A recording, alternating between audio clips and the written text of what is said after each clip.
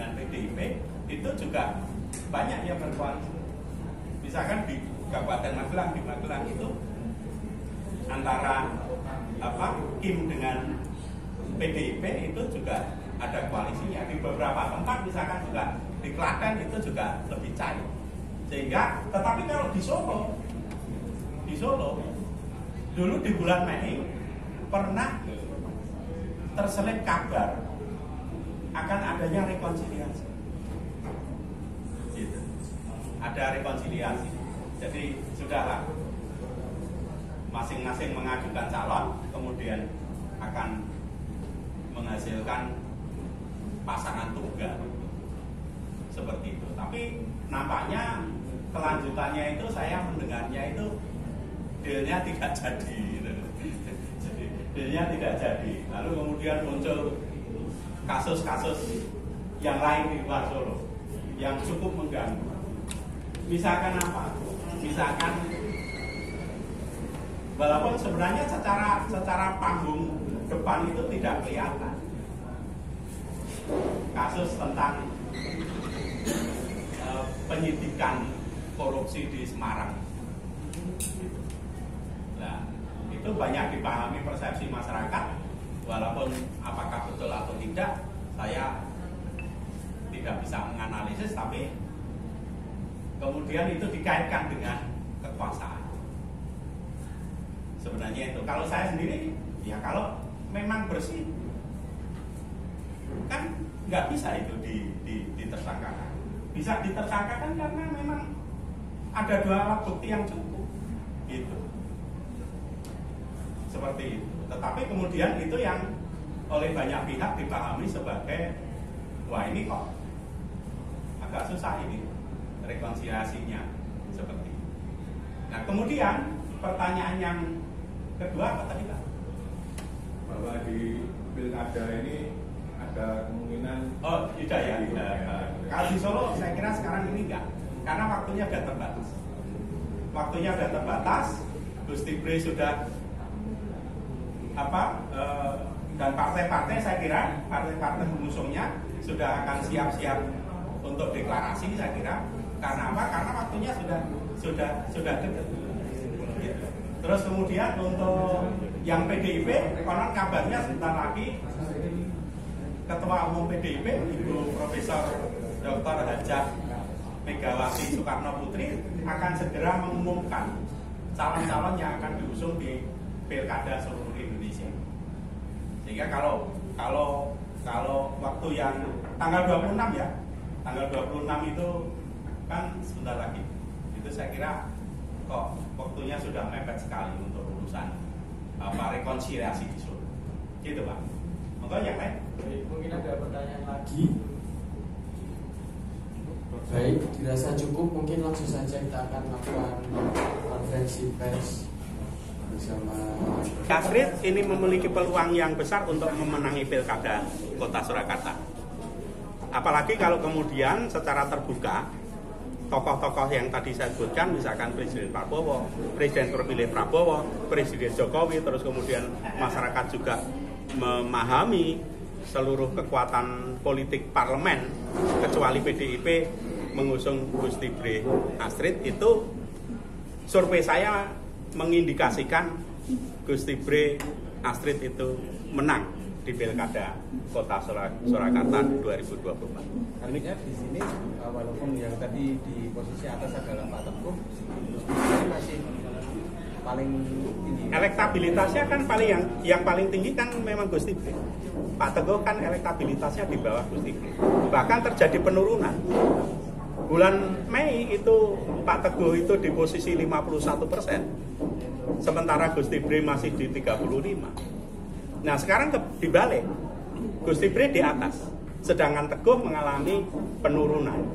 Penurunan itu disebabkan karena tingkat kesukaan masyarakat kepada Gus Tibre lebih tinggi dibanding tingkat kesukaan terhadap Teguh. total koresponden berapa ini Pak? Korespondennya berapa ini Pak? 735. Tersebar di 5 wilayah. Tersebar di 105 titik lokasi survei. Masing-masing titik lokasi survei itu ada 7 responden. Jadi kita tidak menggunakan penyebaran wilayah kecamatan atau kelurahan, tetapi titik lokasi survei. Titik lokasi surveinya tersebar di seluruh kota Surakarta yang jumlahnya 105 masing-masing titik lokasi survei. Respondennya adalah 7.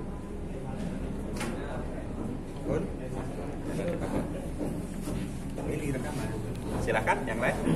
Kenapa sih orang lebih suka sama Gusti Bre? Faktornya apa? Satu, Gusti Bre diendos oleh Mas Gibran yang tingkat kepuasannya 95%. Yang kedua, Gusti Bre tokoh muda, bagus, berasal dari kalangan keraton. Apa bedanya dengan tokoh yang tidak berasal dari kalangan keraton? Masyarakat Solo itu secara kultural masih menganggap keraton itu sebagai panutan. Jadi kalau misalkan Gusti Bre itu belusukan, itu sambutan masyarakat itu luar biasa. Beda misalkan yang belusukan saya, alah ngapain kamu kan itu, seperti itu. Kalau Gusti Bre beda. Gusti Bre itu posisinya sama seperti Mas Teguh dulu di 2020. Mas Teguh, Mas Gibran sama seperti Mas Gibran di 2020. Mas Gibran itu putra presiden. Nah, ketika Mas Gibran itu mau belusukan, itu sambutan masyarakat luar biasa. Sama dengan Gusti Bre sekarang. Tapi kalau yang belusukan itu orang biasa, ya tinengke wae. Kalau apalagi tidak dikondisikan. Gusti Bre, Mas Gibran itu kalau belusukan, walaupun tidak dikondisikan, banyak orang yang menyambut. Karena itu dianggap sebagai panutan yang ada di masyarakat. Begitu. Seperti itu. Yang lain? Gini, partai-partai kita itu masih cenderung untuk berorientasi pada, kalau saya menyebutnya political persona, bukan kader. Political personal itu popularitas, tingkat kesukaan atau kecocokan tadi, akseptabilitas dan elektabilitas. Jadi, apakah itu kader atau tidak kader? Kalau itu bisa menjamin kemenangan, pasti diusung. Gitu. Nah, karena itu maka kalau misalkan di dalam partai itu ada kader yang memiliki political personal bagus, saya kira akan milih kader partai. Tapi kalau misalkan di luar kader partai political personalnya lebih bagus, partai itu ketika kontestasi pengennya akan menang. Nggak ada partai politik yang pengennya kalah itu. Ngusung kader, kalau kalah ngapain? Gitu loh. Sehingga dia lebih tertarik untuk mengusung tokoh di luar kader yang political personalnya bagus. Seperti itu. Kalau tidak masuknya Sekar itu karena faktor simbol-simbol keagamaan atau gimana? Sementara saat ini kan juga di masyarakat pada mendorong pasangan ini. Gini, Anda bandingkan aja gambar yang terpasang di publik itu banyak Sekar atau banyak Astrid? Astrid. Seperti itu. Itu jawabannya. Sehingga kalau tingkat popularitasnya itu cenderung rendah, akseptabilitasnya rendah. Gitu, seperti itu. Kalau sebenarnya gini, kalau saya boleh menyarankan kepada Mbak Sekar itu, kalau Mbak Sekar itu serius, pasang gambarnya banyak dong. Gambar itu yang paling banyak kan Astrid sama Yesus Prabu itu, iya kan? Sama Diaware loh. Tapi Diaware ini kan juga jarang. Jadi gambar kemudian dikombinasi dengan turun ke masyarakat. Itu. Seperti itu. Untuk beberapa waktu terakhir ini kan untuk baliho maupun gambar-gambar Sekar mulai sudah tersebar meskipun masih kalah dari Astrid. Apakah itu nanti seiring berjalannya waktu atau mungkin mendekati ini sendiri bisa mendongkrak popularitas atau seperti apa Pak? Kalau popularitas bisa sih, cuman kan untuk menaikkan popularitas itu selain pasang gambar yang cukup kelihatan di jalan, juga gambar-gambar yang ada di sudut-sudut kampung itu kan. Saya terus terang aja belum pernah ketemu gambarnya Sekar, Mas. Terus terang. Gitu loh. Ini saya jujur kepada diri saya sendiri. Gambarnya Sekar itu saya belum pernah ketemu. Sing mana yo gambarnya Sekar yang dipasang itu. Yang sering ketemu itu gambarnya Astrid sama gambarnya Hersu Prabu. Kemudian ada gambarnya Pak Teguh.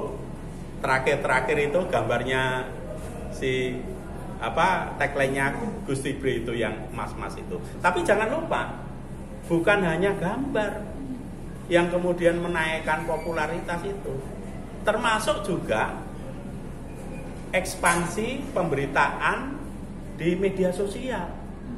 Itu juga sangat masif dorong itu. Kemudian juga aspek fisiknya yang belusukan itu yang kemudian menaikkan popularitas, kecocokan atau kesukaan, terus kemudian penilaian baik, dan kemudian masyarakat cenderung untuk memilih dan elektabilitas. Artinya untuk Sekar sendiri ini bisa dikatakan kurang agresif atau betul. Seperti apa? Sekar itu kalau saya yang ngamati, dia lebih cenderung main di tingkat elit. Oke. Gitu. Jadi manuvernya ke tingkat pengambil keputusan para penggawa partai itu tinggi, gitu.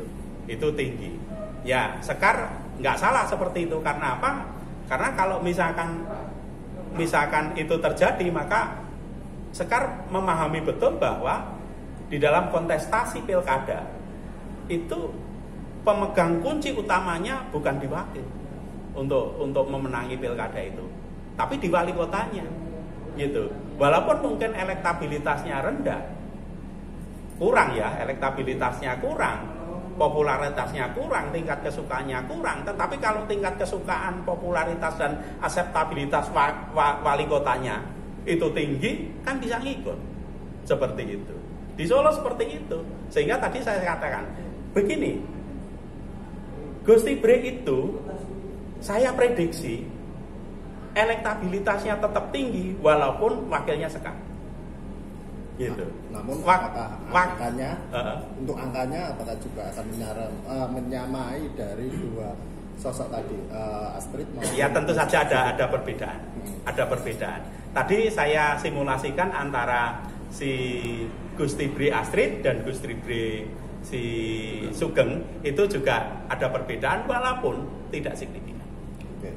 Gitu. Sehingga saya berkesimpulan Gusti Bre itu dipasangkan dengan siapapun, prediksi saya memenangi Pilkada Solo 2020. Artinya dengan siapapun bisa mencapai 50% itu. Iya, betul. Betul. Apalagi